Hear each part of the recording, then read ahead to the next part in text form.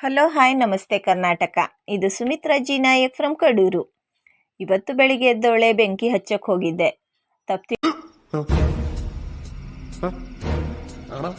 ತಿಳಿಬೇಡ್ರಿ, ದನಿನ್ shed ಹತ್ರ ಕಾಂಗ್ರೆಸ್ ಗಿಡ ಜಾಸ್ತಿ ಇದ್ದು ಅಂತ ಕಿತ್ತಾಕಿದ್ದೆ.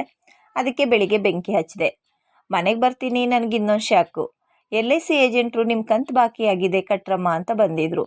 ಅವರಿಗೇನೋ ಸಬೂಬ್ ಹೇಳಿ ಕಳಿಸಿದೆ. ಬರೀ ಇಂಥದೆಯಾ? ಶನಿವಾರ ಇದ್ದಿದ್ರಿಂದ ಗುಡಿಸಿ ಸಾರಿಸಿ ಮನೆ ಕೆಲಸ ಎಲ್ಲ ಮುಗಿಸ್ದೆ. ಶನಿವಾರ ಇದ್ದಿದ್ರಿಂದ ಸಂಜೆ ಬಳ್ಳೆಕೆರೆ ನಮ್ಮ ಬಾಸ್ನ ನೋಡಕ್ಕೆ ಹೋದೆ. ಅಲ್ಲಿ ಸ್ವಾಮಿ ದರ್ಶನ ಮಾಡಿಕೊಂಡು ಪ್ರಸಾದ ಸ್ವೀಕರಿಸ್ದೆ. ದಾರಿಲಿ ನಮ್ಮ ಬಸವೇಶ್ವರ ದೇವಸ್ಥಾನದ ಛತ್ರದಲ್ಲಿ ಮದುವೆ ಆಗ್ತಾ ಇತ್ತು. ಯಾರ್ದಾರ ಮದುವೆ ಹೋಗಿ ಬರೋಣ ಅಂತ ಹೋದರೆ ನಮ್ಮವ್ರದ್ದೇ ಮದುವೆ. ನಂದು ಶೇಪ್ ಔಟು.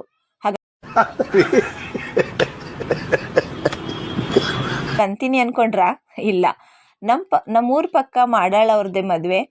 ನಮ್ಮ ಡ್ರೆಸ್ ಎಲ್ಲ ಹಾಕ್ಕೊಂಡು ಎಲ್ಲ ಮಿಂಚ್ತಾ ಇದ್ರು. ರಿಸೆಪ್ಷನ್ ಲೇಟು ಅಂತ ಹೋಗಿ ಮೊದಲು ಊಟ ಮಾಡಿಕೊಂಡೆ. KR ಮಾರುಕಟ್ಟೆ ವ್ಯಾಪಾರಿಗಳು ತಂಡ ಮೂಟೆಗಟ್ಟಲೆ ತರಕಾರಿಗಳು ಈಗ ಕಸದ ಗಾಡಿಗೆ. ಅಮೆರಿಕ ಇರಾನ್ ನಡುವೆ ನಡೆಯುತ್ತಿರುವ ಯುದ್ಧಕ್ಕೆ ಬೆಂಗಳೂರಿನ ಪ್ರಸಿದ್ಧ KR ಮಾರುಕಟ್ಟೆ ವ್ಯಾಪಾರಿಗಳು ತಂಡ ಹೊಡೆದಿದ್ದಾರೆ. ಗ್ಯಾಸ್ ಸಿಲಿಂಡರ್ ಅಭಾವದಿಂದ ಹೋಟೆಲ್ಗಳು ಬಂದಾಗಿದ್ದು ತರಕಾರಿಗಳನ್ನು ಕೊಳ್ಳುವವರ ಸಂಖ್ಯೆ ಭಾರಿ ಕಡಿಮೆಯಾಗಿದೆ. ಸ್ವೀಟಿ ಅನುಷ್ಕಾಗೆ ಕಂಕಣ ಭಾಗ್ಯ, ಕೈ ಹಿಡಿಯುವ ಚೆಲುವನಾರು. ಕರಾವಳಿ ಮೂಲದ ನಟಿ ಅನುಷ್ಕಾ ಶೆಟ್ಟಿ ಮದುವೆ ಕುರಿತಾಗಿ ಹೊಸ ಸಮಾಚಾರವೊಂದು ಕೇಳಿ ಬರುತ್ತಿದೆ. 44ರ ವಯಸ್ಸಿನ ಈ ಚೆಲುವೆ ಮದುವೆ ಆಗದೇ ಇರುವುದು ಸ್ವತಃ ಅವರ ಕುಟುಂಬಕ್ಕೆ ಬೇಸರ ತಂದಿತ್ತು. ಆದರೂ ಕೊನೆಗೆ ಮದುವೆ ಆಗಲು ಅನುಷ್ಕಾ ಒಪ್ಪಿಕೊಂಡಿದ್ದಾರೆ ಎಂಬ ಸುದ್ದಿ ಬಂದಿದೆ. ಗಾಂಜಾ ಸೇವಿಸಿ ಗೋಕರ್ಣ ಕಡಲ ತೀರದಲ್ಲಿ ತೂರಾಡುತ್ತಿದ್ದ ಬೆಂಗಳೂರು ಮೂಲದ 2 ಟೆಕ್ಕಿಗಳನ್ನು ಪೊಲೀಸರು ಬಂಧಿಸಿದ್ದಾರೆ. ಶಾಲೆಗೆ ಕೆಲ ನಿಮಿಷ ತಡ, ಪುಟ್ಟ ಬಾಲಕನ 2 ಗಂಟೆ ಬಿಸಿಲಲ್ಲಿ ನಿಲ್ಲಿಸಿದ ಆರೋಪ. ಜುವೆನೈಲ್ ಜಸ್ಟಿಸ್ ಕಾಯ್ದೆಯಡಿ ಪ್ರಕರಣ ದಾಖಲು. ವರದಿಗಳ ಪ್ರಕಾರ 1ನೇ ತರಗತಿಯಲ್ಲಿ ಓದುತ್ತಿರುವ 6 ವರ್ಷದ ಬಾಲಕನು ಶಾಲೆಗೆ ತಡವಾಗಿ ಬಂದ ಹಿನ್ನೆಲೆಯಲ್ಲಿ ಈ ಶಿಕ್ಷೆ ವಿಧಿಸಿದ್ದಾರೆ ಶಿಕ್ಷಕರು. ಈ ಘಟನೆ ಬೆಂಗಳೂರು ನಗರದ ಶ್ರೀ ಚೈತನ್ಯ ಶಾಲೆಯಲ್ಲಿ ನಡೆದಿದೆ. ಮಗುವಿಗೆ ಇಂಥ ಕಠಿಣ ಶಿಕ್ಷೆ ನೀಡಿರುವುದು ದೈಹಿಕ ಮತ್ತು ಮಾನಸಿಕವಾಗಿ ಹಾನಿಕಾರಕವಾಗಬಹುದು ಎಂದು ಪೋಷಕರು ಆಕ್ರೋಶ ವ್ಯಕ್ತಪಡಿಸಿದ್ದಾರೆ. ಬಿರುಗಾಳಿ ಸಹಿತ ಭಾರೀ ಮಳೆ, 10 ರಾಜ್ಯಗಳಿಗೆ ಎಚ್ಚರಿಕೆ ನೀಡಿದ ಹವಾಮಾನ ಇಲಾಖೆ.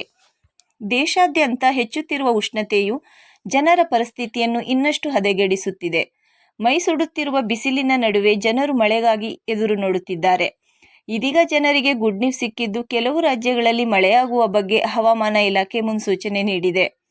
ಭಾರತೀಯ ಹವಾಮಾನ ಇಲಾಖೆಯು ಇತ್ತೀಚಿನ ವರದಿ ಪ್ರಕಾರ ಮುಂಬರುವ ದಿನಗಳಲ್ಲಿ ದೇಶದ ಹಲವು ಭಾಗಗಳಲ್ಲಿ ಮಳೆ, ಗುಡುಗು, ಆಲಿಕಲ್ಲು ಮತ್ತು ಬಲವಾದ ಗಾಳಿ ಬೀಸಲಿದೆ. ಮಾರ್ಚ್ 15 ಮತ್ತು 19ರ ನಡುವೆ 10ಕ್ಕೂ ಹೆಚ್ಚು ರಾಜ್ಯಗಳಲ್ಲಿ ಮಳೆಯಾಗುವ ಸಾಧ್ಯತೆ ಇದೆ ಎಂದು ತಿಳಿದು ಬಂದಿದೆ. ಇದಾಗಿತ್ತು ಇವತ್ತಿನ ನನ್ನ ಲಾಗ್. ವಿಡಿಯೋ ಇಷ್ಟ ಆದರೆ ಲೈಕ್ ಮಾಡಿ, ಶೇರ್ ಮಾಡಿ. Thank you, bye.